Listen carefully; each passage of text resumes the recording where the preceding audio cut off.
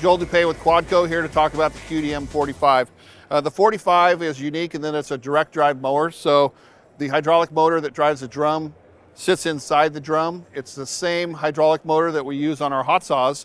So the parts commonality is very good. So we use the same components throughout multiple pieces of equipment that we build.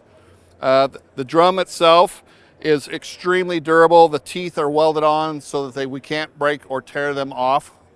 The teeth are reversible. They're four-sided.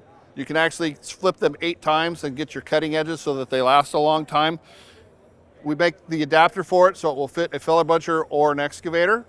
And then it's also unique in that we put carriers inside for a forklift so that when you have to move it around, it's very easy to transport, load, move, take to a different job if it's not hooked to a machine.